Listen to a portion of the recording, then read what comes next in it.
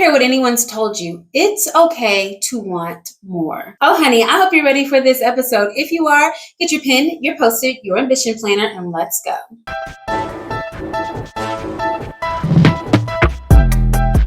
Hello, Ambition Babes. Welcome to or welcome back to my channel. My name is Dion, also known as the Face of Ambition, across all social media platforms as well as Spotify. So if you enjoy consuming content about your glow up journey, if you're 40 years and older and are on a journey to reinventing yourself, to prioritizing self-care, to live your best and highest self, make sure that you subscribe to this channel, turn on the notification bell, and because today we're talking about wanting more. So I was talking to a good friend of mine, and we were talking about the things that we would like to have in the new year. The goals that we're setting, the things that we should have left behind in 2022, but we kept carrying them over to the next year. And this idea of just wanting more. And when we were talking about it, we were probably at a level 6, 7, or 8 on feeling shameful for wanting more. More money, more from our careers, more opportunities. And whenever I got off the phone with her, I really got to thinking about why we feel so much shame around wanting more. Like, God has created us with so many goals, so much ambition, so many skills and talents. Should we not want to pursue them? Is there something wrong with wanting more? So I have identified 7 areas where we may feel like we're lacking, and I'm going to offer you some suggestions on how to get more. Area number 1 where we want more but may feel like we're lacking is in financial stability. If you're new to my channel, you may not know this, but I love to talk about money. I feel like money buys happiness. I feel like money can cause overwhelming stress.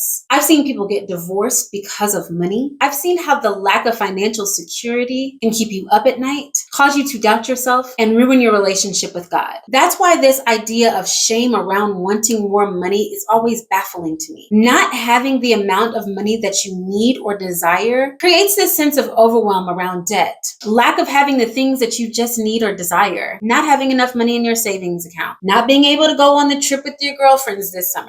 Feeling like it must be your fault for mismanaging the money that you do have. However, there is traditionally a gap in financial literacy that causes us to be financially unstable. And why I feel like I enjoy talking about money so much is because our financial instability is oftentimes not our fault. Many of us are living with a poverty mindset. Our mindsets around money, how to acquire it, how long it will last, and what we want to spend it on is steeped in a poor relationship that we saw someone else have in our life before we ever even had a job. Our mamas, our grandmothers, our aunts, our daddies, our uncles, and our best friends more than likely also had a poverty mindset as well. So the moment they got paid, it was time to go to the mall. Or the moment that you got paid, you automatically knew that you couldn't buy anything because you made enough money just to pay your bills. If you grew up anything like me, you understand what it feels like to have to live within a budget, knowing that every single dime that you bring in has to go towards your bills, or you may come home without the lights on. And so what that said to little girl you and I is that whatever money I have when I get older, it's probably not going to be enough. I'm more than likely always going to struggle. I've only seen the struggle. And so why would I think I'm going to grow up or become anything different?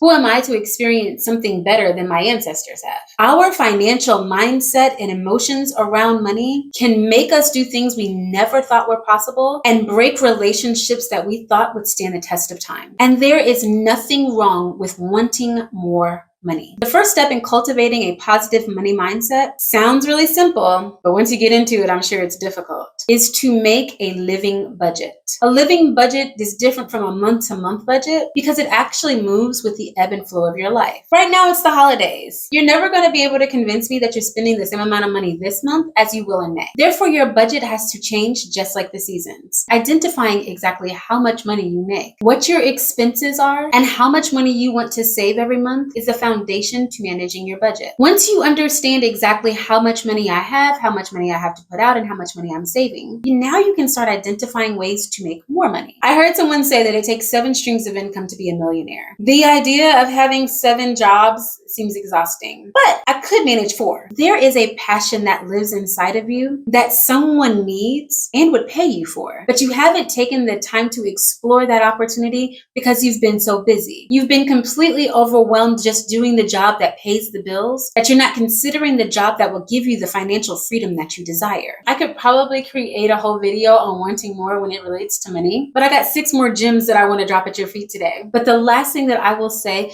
about wanting more financially financially is that money is not evil. Wanting more money does not make you a bad person. And having more money starts with you deciding that you're going to pursue the gifts and talents that God has given you. It may be that you're going to apply for that position that's going to put you in the C-suite. It may be leaving the city that you're in because they're paying you a fair and equitable wage for the city that you live in. Whatever it is, if you desire to have more, then do it. The second area in which we would love to have more but find ourselves lacking is in emotional growth and development. Many of us feel so emotionally drained due to feeling stuck in our current circumstance or unresolved past trauma. We don't have boundaries. We're in the middle of a year-long burnout. We're not in tune with our feelings, our emotions, and even if someone were to ask us how we feel or how to make it better, we lack the communication skills in order to even articulate it. Trust me, sis, I understand. That is why there is nothing wrong with wanting to be emotionally healed. And just like I said that you need to create your financial budget, seeking therapy may need to be one of your new budget line items. Having a therapist can help you to grow while providing the support that you need to tackle current issues that you're dealing with and past situations that you haven't let go. Another way that you can get more emotionally is by starting to journal. Again, if you watched any of my videos, this should not come as a surprise. One thing I believe in is the power of journaling. Even if you don't have the attention span to sit down and write out your feelings, pull out your phone, turn it to your face and record it. Create your own journal diary entries that allows you to be able to purge your body of the thoughts, feelings, and emotions that you're carrying. The very simple act of just taking the ideas, the things that are stressing you out from your hands, through your arms, from your fingertips, and landing them on the page can help provide more clarity than you may have experienced all year. Number 3 is career fulfillment. You walk into that job Monday through Friday and you feel unappreciated, unseen, unvalidated, and completely stuck doing the same old thing the same old way every single day. This job never did align with your professional skills and talents, but you took the job because they offered it to you. And now you want more. You want the job of your dreams. You know that you have so much more to offer this corporation. You know that you can be a better salesperson if given the opportunity. You know that you could start your own business or nonprofit organization if you just had the time to create a business plan. There are so many fears that are attached to changing your career. But honey, I don't care how long you wear the eye patches under your eyes, the sleepless nights are going to catch up with you. You're not resting because you're not living in purpose. You were designed for more, and you are allowing fear, doubt, and insecurities to stand in the way of your greatness. If you feel like you want to pursue the next level in your professional career, it's time to skill up. You need to take a course. You need to learn a new trade. You need to perfect that one thing that you said you wanted to do, and you need to become a SME in it. You got to take the workshop. You got to go to night school. You got to try. You got to study. You got to level your skills up. You want more. You deserve more. But in order to be able to be qualified for more, it's going to take you putting some skin in the game. The second suggestion that I have for you is to identify your values. Take a moment and reflect on what matters the most. Is it freedom, flexibility, growth, or the ability to be creative? Use your values to guide your decisions as you decide what more means as it relates to your career. I know for me that career development means more money, which goes to step number 1, which means emotional stability that leans into step number 2. And so you see why I spend quite a bit of time talking about money. We love to act like we don't want to have more money. We've been shamed for so long thinking that I should be content with what I have. And I'm not saying that you should not be content in the place in the space that you're in, but the shame that's associated with desiring to have more is what I really want us to work on today. That's why number 4 is physical wellness. Listen, honey, I have been on a multi-decade journey to weight loss. And although I've been able to lose almost 70 pounds, I know that I want more. It may not be that I want to lose more weight, but I know that I want to feel my best and highest self. I want to consistently challenge myself to exceed my last goal. I want to have the energy. I want to be excited about my workouts. I want more from my physical wellness. And that's okay. Sometimes wanting more from your physical wellness means you're comparing your body to someone else's body. And that's where things get a little sticky, because comparing yourself, your thighs, your arms, your chin, your abs to someone else's may create unrealistic expectations. So that's why you have to want what you want when it comes to your physical wellness. Honey, what I can promise you is that it took me a long time to identify what I want. Do I want a certain number on the scale? Do I want to wear a certain jean size? Do I want to feel a certain way when I ain't got no clothes on? What do I want? Understanding what you want helps you to know if you want more or if you believe that you want more because you see everybody else having something that you don't have.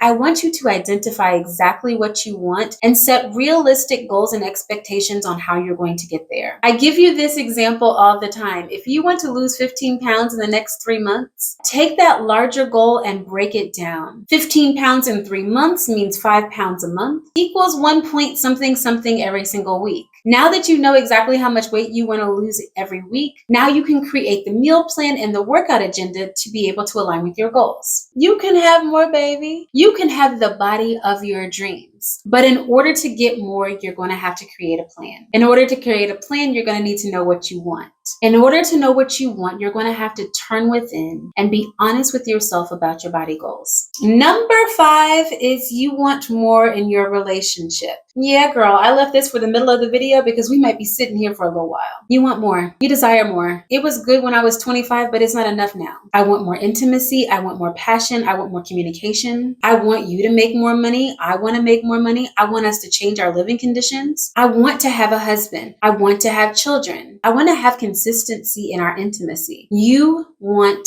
more from your relationships. You want more from your friendships. You want more from your girlfriend circles. You want more from your work bestie. You want more from your sister and even your mother. Oh yeah, honey, before we talk about how you get more out of the relationships that you have, that means that you have to let go of all of the relationships that no longer serve you. Once you've let go of the relationships that don't serve you, then you need to identify what more you want in the relationships that you have. For example, if you're married, I want to challenge you to create a list of all of the things that you want more of in your relationship. You may want to have deeper communication. You may want to prioritize date night. You may want to get serious about finishing the things that you started. You may want a house. You may want to have more kids. You may want to relocate. You may really want to talk about the intimacy or the lack thereof in your marriage. Creating a list of all of the things that you want from your relationship and identifying a priority to each of your items helps you then to find the words to be able to articulate that to your partner. But if you show up to that man and you say, I just want more out of our marriage, what I can promise you is that he's not a mind reader. But if you say, I want more out of the communication that we have with each other,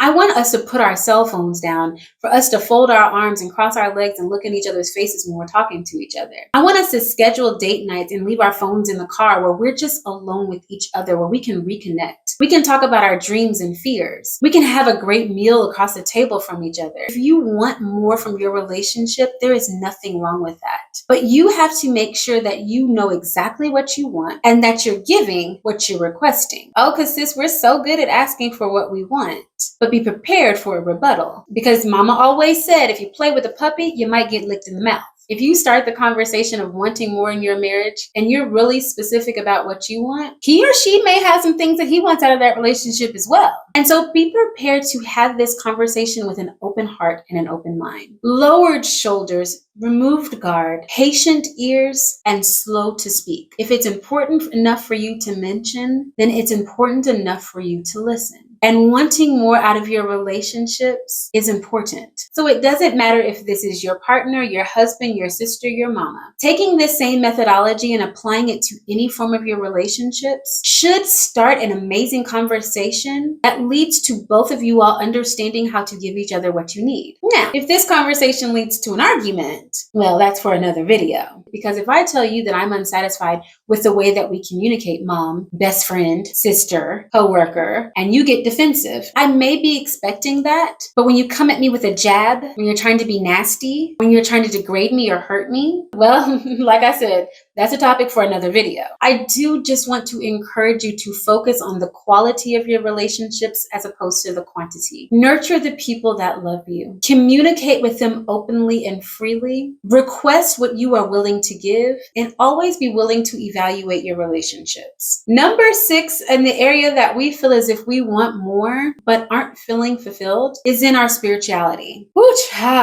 You want more from God. You want to listen more. You want to pray more. You want to read your Bible more. You want to feel a deeper connection. You feel as if you've lost your purpose, that your connection is missing, like all of your prayers hit the roof and fall back on your forehead. Especially if you're in a very busy or challenging season, feeling as if you have a disconnect in your spiritual relationship is honestly normal. So if you desire more spiritually, the answer is so simple. We literally have not because we ask not. If someone came to you and said, said, I want to have a deeper connection with you. I want to be able to talk to you freely. I want to be able to tell you the things that are on my mind. I want to come to you with absolutely everything. I want to fall deeper in love with you. I want to have a relationship where you listen and I get to speak and you give me like the very best advice and it's exactly what I needed. That's what a relationship with God looks like. And He desires that relationship with you. But we don't have it because we've never asked for it. We may continue to desire it, but it's something that we've never chased. So if you want more from your spiritual connection with God, out of all of the suggestions that I could give you, the one thing that I know works the absolute best is to spend time in meditation. Prayer is an opportunity for us to speak to God, while meditation is our chance to listen. You tell God you want more. Now, spend 10 minutes every single day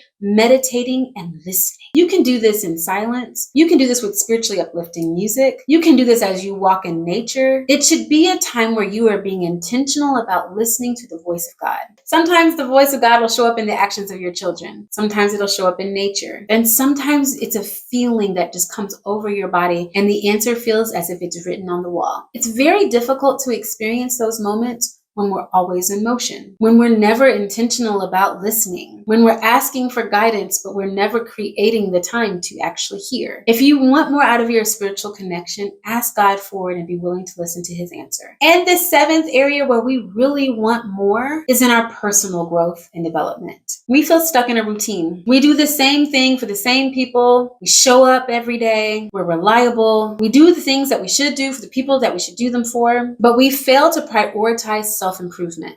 When is the last time you did something for you? You stepped outside of your comfort zone. You took a risk. I understand that there is a real fear of stepping outside of your comfort zone, or even having a lack of clarity as to where to begin in order to even improve yourself. So that is why identifying personal goals is so important. We have financial goals. We have spiritual goals. We have relationship goals. But what do you want? Who do you want to be? How do you want to show up? How do you want to grow? How do you want to change? How do you want to develop? How do you want to become your best and highest self? What does that look like? How does she show up? How do people experience her? What is she wearing? How does she smell when people walk past her? Where does she shop? Does she get her nails done? Does she get her lashes installed? Did she just get a new haircut and color? Who do you want to be? We claim we want more, but we don't know what more means. One of the areas in personal growth where individuals tend to want more is they want to have more experiences. Experience sometimes equals more travel, but sometimes experiences could mean going on Groupon, which still exists, and taking a cooking class, joining a book club, dusting off them old hobbies that you used to have and getting back out there, going to play pickleball, picking up a few rounds of golf. If you want to grow more personally, what is it that you desire? Identifying how you would like to grow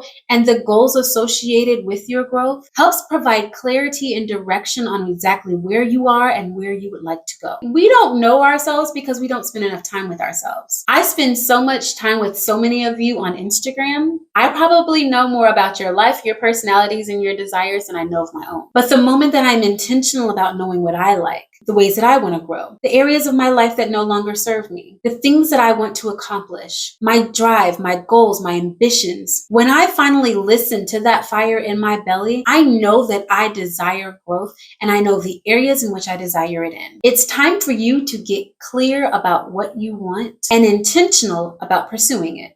Oh, honey, I hope that you enjoyed this episode. Make sure that you leave a thoughtful comment in the comment section below because I cannot wait to hear the areas that you want more and how you're going to go after it. If you enjoyed this episode, please give it a thumbs up. It just lets the algorithm know to send more of my content your way. And please don't forget to share this with your sister, your mama, your best friend, or your partner. Until our next episode, I pray that you are well and that you're doing something every single day to reach your most ambitious goals.